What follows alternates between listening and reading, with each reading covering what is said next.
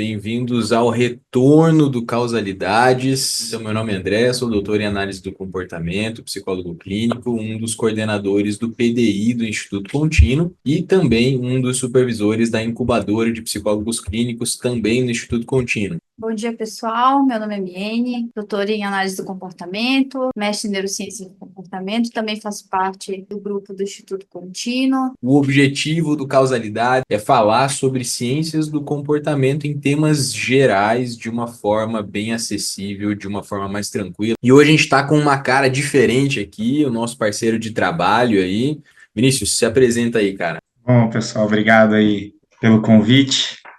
Bom, como o André falou, sou o Vinícius, sou formado em Educação Física, tenho uma academia já há 15 anos, no ambiente de musculação eu já estou há 18 anos, tenho 2 pós-graduações, uma em Nutrição Clínica Esportiva e uma em Treinamento. O meu principal objetivo é trabalhar a condição de saúde mesmo com as pessoas, né? Essa condição de comportamento no nosso trabalho, né, para o profissional de Educação Física, entender um pouquinho essa condição é primordial, até porque nas graduações, inclusive, uma matéria obrigatória é a psicologia do esporte, para a gente conseguir, pelo menos, entender um pouco como que funciona esse processo, né, e tudo mais. O que a gente vai falar hoje é sobre a importância, né, do exercício físico no comportamento, na nossa qualidade de vida. Uma vez que você está com o seu corpo funcionando de uma maneira adequada, exercício físico com alimentação, uma vez que isso está funcionando, a sua cabeça vai funcionar, vai performar de uma forma diferente. A gente tem um costume na análise do comportamento e em algumas ciências do comportamento de fazer uma separação, né, entre o que acontece no nosso mundo privado, o que acontece no nosso mundo público, mas, como diz um professor da UFPA, né, o Paulo Goulart, tudo é organismo e tudo acontece no organismo. Nesse sentido, se o nosso corpo não estiver funcionando bem, a terapia também não vai ajudar de forma adequada. Eu posso ter a melhor terapia do mundo, padrão ouro de intervenção, se o organismo não estiver funcionando adequadamente, não terá o mesmo efeito. É isso mesmo, o exercício ele é um dos principais moduladores, né? Isso desde de sinalizações hormonais, né, normais, que são vitais para a condição corporal, regulagem, e, como sabemos, essas condições hormonais também têm diferentes papéis em diferentes partes do corpo, né? E a rotina da condição da atividade física, quando você não tem uma rotina muito bem estabelecida, seu corpo e sua cabeça ficam perdidos porque eles não sabem o que vão acontecer. Tá sem horário definido de alimentação, tá uma bagunça a sua condição alimentar. Geralmente essas pessoas não sentem fome, porque o organismo não está preparado para receber aquilo. Quando você começa a consumir, almoçar nos mesmos horários, a jantar, tomar café da manhã nos mesmos horários, deu meia horinha antes do horário que você tem o costume de tá consumindo, o organismo ele já está pedindo essa condição, educando a parte fisiológica do seu corpo para que tudo funcione de uma maneira harmoniosa, para que ele não fique perdido, para que ele entenda o que vai acontecer. Quando você dá rotina para o seu corpo, é como se você estivesse mostrando uma agenda, um planner para ele do que ele tem que ser feito, do que ele tem que fazer em cada momento. E essa previsibilidade para o corpo, nesse sentido, é primordial para a gente conseguir ter um resultado, não só de saúde, falando em condição de treinamento, mas também estético, né? Porque o horário de treinamento, se a gente conseguir manter um horário de treinamento, uns dias de treinamentos específicos, o corpo também vai entendendo isso como alimentação também, né? Eu acho que esse é um ponto que cabe a gente até abordar de uma maneira mais psicológica aqui. Então, como que organismos aprendem a se comportar? Lá na faculdade, a gente vai ver dois principais princípios. O condicionamento clássico, que é o emparelhamento entre eventos, né, em que um evento que antes não tinha efeito nenhum no seu comportamento passa a iniciar uma mudança comportamental por conta desse emparelhamento, e o condicionamento operante, né, que é a aprendizagem a partir das consequências. Você está num contexto, você age de alguma maneira, produz uma mudança nesse contexto, e essa mudança tende ou a manter você se comportando da mesma forma ou a impedir que você continue se comportando dessa mesma forma. Mas esse primeiro tipo de aprendizagem, esse condicionamento clássico, o condicionamento pavloviano, ele funciona da seguinte forma: você sempre sente uma sensação de fome, eventualmente a gente sente essa sensação, né? Quando o ponteiro do relógio está próximo do meio-dia, próximo das 12 horas ali. Se você estiver fazendo uma certa atividade que controle o seu foco atencional e você não percebe sua modificação interna, se você eventualmente olhar para esse número, que não tem nada a ver com estado de fome ou não, mas por conta da temporalidade sistemática entre esses dois eventos, você vai olhar 12 horas, vai começar a ter a sensação de fome. É entender que comportamentos e fisiologia estão relacionados, e entender a importância de cada alteração só faz você conseguir ter a manutenção do hábito por mais tempo e de maneira mais eficiente, né? Se nós formos pegar ali a principal evidência de definição de hábitos, são comportamentos que ocorrem sem uma necessidade de um nível de consciência. Então, são aquelas coisas que você faz no dia a dia de forma consistente sem precisar pensar, deliberar para ter esse comportamento. Para isso, você precisa de repetição.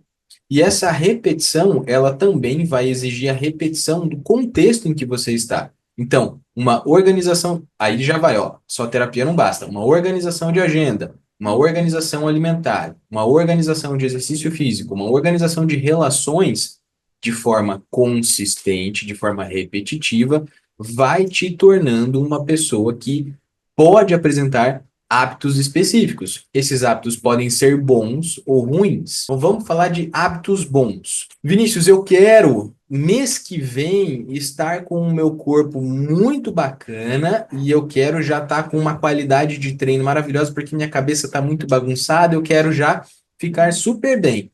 Dá certo fazer em um mês? Obviamente não. Para terapia também não, né? Você precisa de pelo menos 10 semanas para que um hábito seja instalado no seu repertório. São 10 semanas de repetição. O cérebro é o mesmo. As formações de conexões neurais, tanto para mudança de comportamento e estabelecimento de hábito, quanto para mudança muscular, seguem o mesmo cérebro, são as mesmas. Então, a gente precisa englobar na vida da pessoa várias coisas que produzam e sustentem essas mudanças de hábito.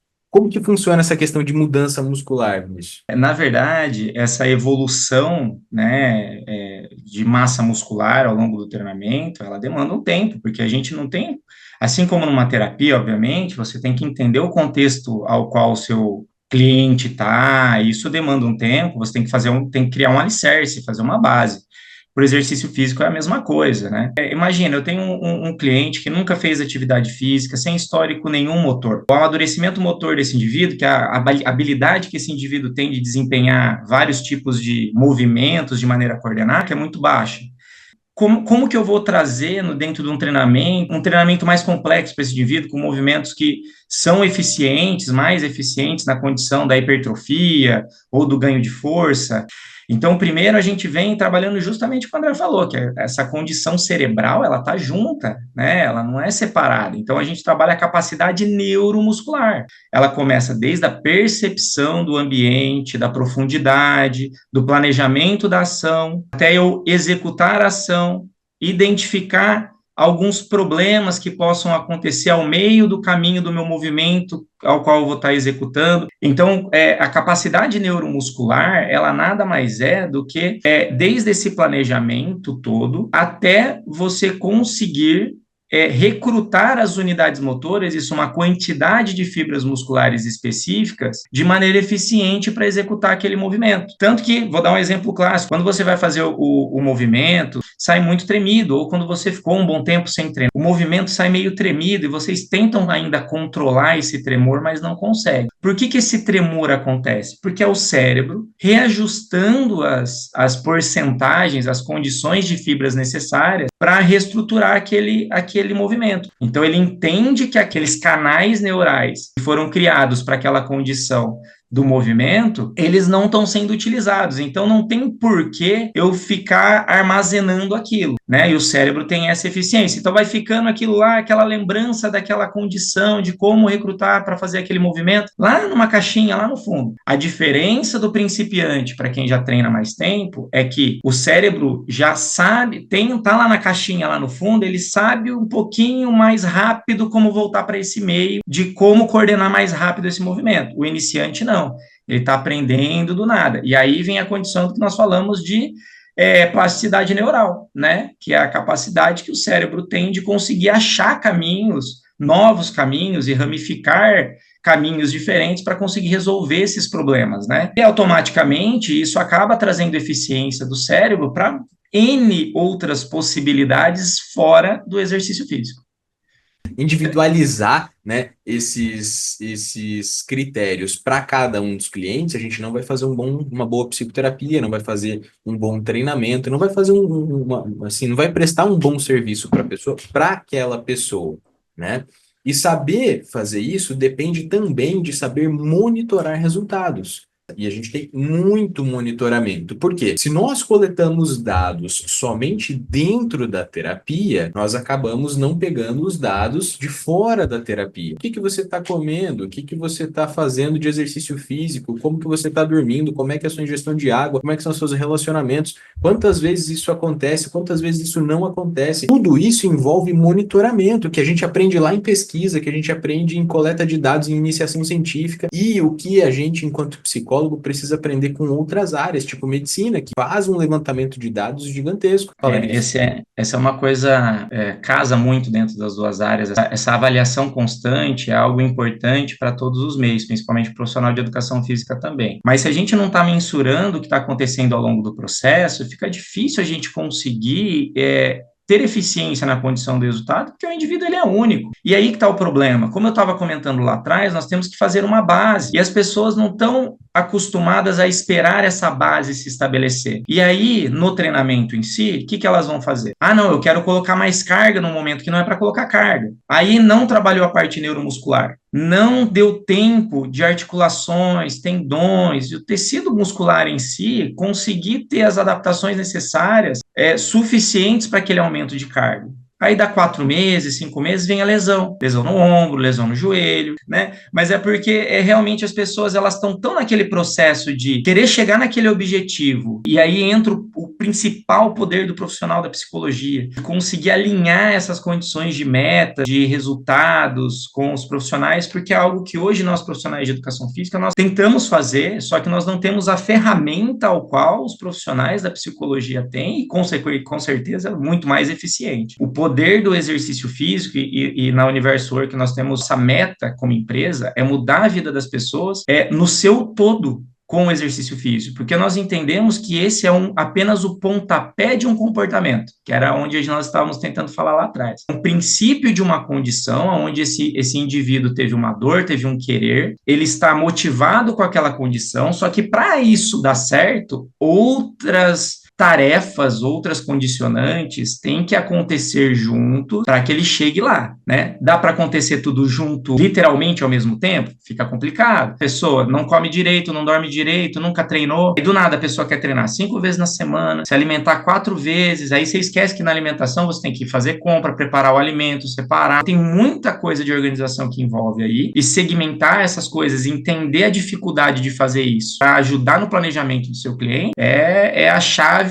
para com que ele consiga chegar onde ele precisa e de uma maneira consciente. Hoje a gente tem visto muitas pessoas sem precisar tomando medicamentos para emagrecimento. Medicamentos que custam R$1.200. E aí eu fico pensando no desespero ao qual essas pessoas passam. A raiz do problema não está sendo resolvida. Ela simplesmente está tomando um medicamento para não comer. Só que e quando passa essa condição do alimento? Será que aquela condição do comportamento foi trabalhada? Aí que é o problema, e a gente tem visto que não. Faltam mais estudos para isso. Por exemplo, bariátrica. As pessoas fazem bariátrica e voltam a engordar mesmo com uma cirurgia totalmente invasiva. Se as pessoas conseguissem ter um pensamento um pouquinho mais crítico, R$1.200. Ela conseguiria pagar um psicólogo para poder ajudar nessa condição, poderia contratar um profissional de educação física ou um espaço que tenha um profissional de educação física um pouquinho mais capacitados, sem local de locação de equipamento, mas um local que tenha um pouquinho mais de instrução, poderia contratar uma nutricionista. Papel do profissional da área da saúde, conseguir entender até que ponto cabe cada coisa também, né?